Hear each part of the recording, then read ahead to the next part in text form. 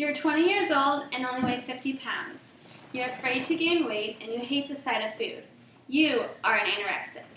Hello, today I'm going to be giving a presentation on anorexia. According to medicinenet.com, anorexia is one of the most common eating disorders. The definition of anorexia nervosa is restrictive dieting, excessive exercising, the overuse of diet pills and laxatives, and an ongoing cycle which becomes an obsession, more like an addiction. It's also known as a psychological disorder. Actors, dancers, and models are affected most psychologically because of the way the media portrays them to look. So what causes anorexia? Anorexia could be an inherited gene passed on from your parents. It could also be a dysfunction in your hypothalamus in your brain. The hypothalamus is what regulates your metabolic process. Imbalances in your brain's chemicals could also cause anorexia. Also, a history of undereating as a child could also be a sign to cause anorexia. So how is it diagnosed? It can be diagnosed if a person refuses to gain weight even if they are extremely underweight, or if the patient has a fear of becoming overweight. If a female misses 3 consecutive periods, then she could also be diagnosed with anorexia. How can you tell if someone has anorexia? You can tell if a person has anorexia if they show signs of depression and start to have social withdrawals from friends and family.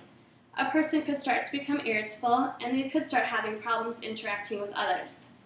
They may have trouble sleeping at night, which would lead to fatigue, and they could also start to suffer from anxiety. Their attention and concentration levels could also start to decrease.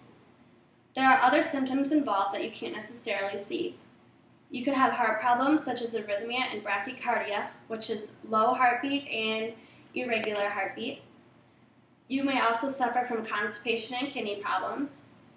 And if the patient throws up, then they could have tooth loss, loss of tooth enamel, and have electrolyte imbalance. You could also have less bone density because of your malnutrition. So how would a person with anorexia be treated? They may have to go to the hospital if it's severe enough. They would have to go to therapies, such as a psychological therapy. There are no pills yet, however, to cure anorexia, but there are pills to help cure signs of anorexia, such as your depression. Then I conducted an interview with my cousin Abby, whose roommate Lily was in college and she suffered anorexia. Abby started to notice that Lily was losing weight drastically. It wasn't going out to eat with them every Friday like she used to. Abby decided to bring it up to Lily, but Lily denied it. Abby told Lily's parents via email, and at semester, her parents ended up taking her out of college to seek medical help. Abby said she was really scared and didn't know what to do at first, but she was glad with the decision she had made. Lily and Abby are still friends to this day, and Lily is now living a healthy, safe life without anorexia. To end my presentation, I'm going to tell you some statistics on anorexia while showing you pictures at the same time. I got these statistics from South Carolina of Mental Health. In America, 7 million women and 1 million men have an eating disorder. 1 in 200 women have anorexia. Anorexia is the highest mortality rate of any mental illness. 80% of 13-year-olds have tried to lose weight. 50% of girls between the ages of 11 and 13 think they are overweight. 95% of anorexics are between 12 and 25.